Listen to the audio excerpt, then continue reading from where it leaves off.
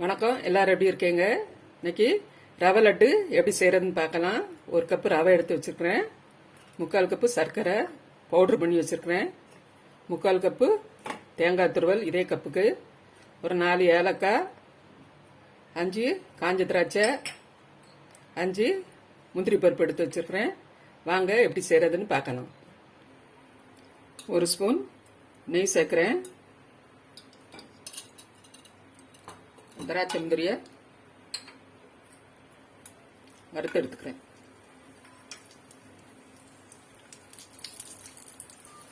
வறுத்தாச்சு இப்போ எடுத்துக்கிறேன்.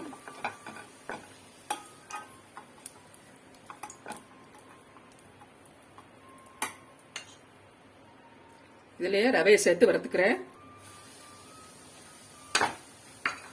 சிம்ல வச்சு வருங்க.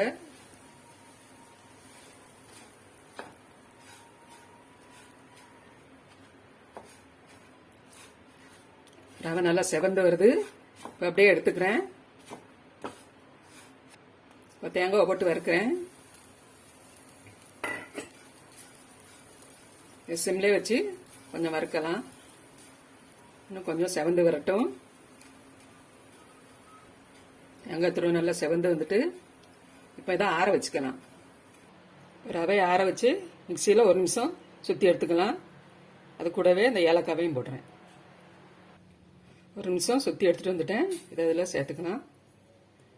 இது கூடவே தேங்காய் துருவலையும் சுற்றி எடுத்துகிட்டு வந்துடுங்க. தேங்காயும் ஒரு சுற்றி எடுத்துகிட்டு வந்தாச்சு. இதையும் இது கூட சேர்த்துக்கிறேன். இது கூடவே சர்க்கரை சேர்த்துக்கிறேன். இப்படி எல்லாத்தையும் சேர்த்து கலந்து விட்டுக்கலாம். இது கூடவே வறுத்து வச்சிருக்கிற திராட்சை முந்திரியை சேர்த்துக்கிறேன்.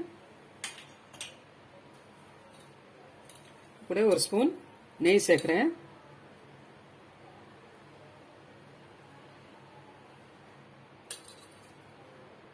இதை அப்படி கலந்து விட்டுக்கிறேன். இது கூடவே ஒரு 1/2 கிளாஸ் வெதுவெதுப்பான பால் சேர்க்கிறேன்.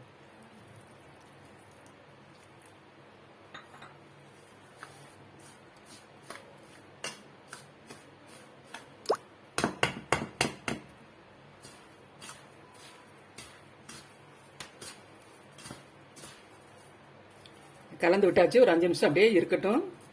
அப்புறம் உருண்டை பிடிச்சிக்கலாம். 5 நிமிஷம் அப்படியே ஊற வச்சாச்சு. இப்போ உருண்டை பிடிச்சிக்கிறேன். உங்களுக்கு தேவையான சைஸில் உருண்டை பிடிச்சிக்காங்க.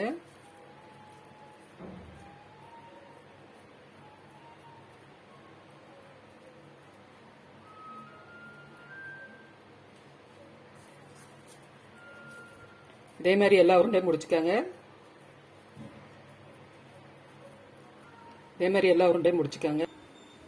சுவையான ரவை லட்டு ரெடி. இதே மாதிரி செஞ்சு சாப்பிட்டு பாருங்கள்.